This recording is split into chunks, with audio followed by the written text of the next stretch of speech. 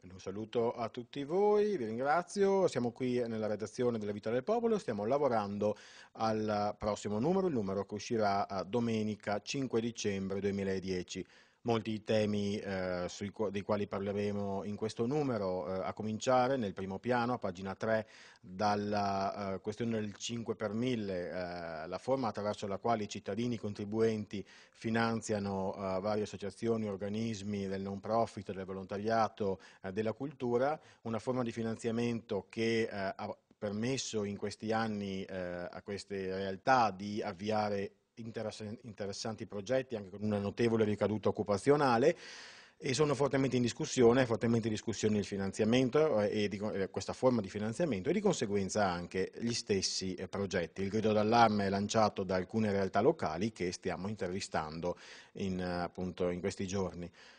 Un altro allarme arriva invece dal mondo delle scuole materne, un allarme non nuovo, già molte volte i settimanali diocesani, anche il nostro in particolare, si è occupato di questa difficoltà di fronte ai tagli appunto degli enti pubblici, ma anche di fronte ai ritardi con i quali vengono erogati i finanziamenti, scuole materne e scuole d'infanzia che rischiano davvero di chiudere, è stato detto, è stato sottolineato in un vivace incontro anche domenica scorsa a Treviso alla presenza del ministro Sacconi, che è stato in qualche caso anche contestato, e in questa settimana cercheremo dunque di fare il punto su questo problema.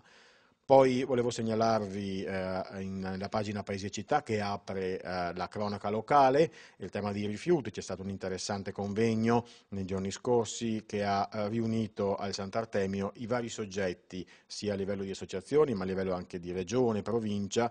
dove il messaggio che esce è quello dell'importanza sempre più del riciclare e di conseguenza anche dei punti interrogativi sull'opportunità della costruzione di inceneritori come quelli che sono stati appunto proposti negli anni scorsi da un'industria a Treviso e che sono appunto anche secondo l'ARPAV in questo momento un po' in discussione. Infine vi segnalo per quanto riguarda la cultura la pagina Una parola ai libri, è una pagina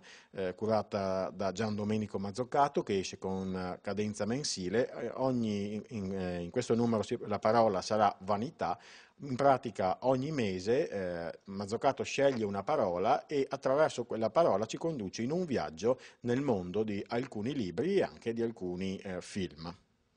Per il momento è tutto, l'appuntamento è la prossima settimana.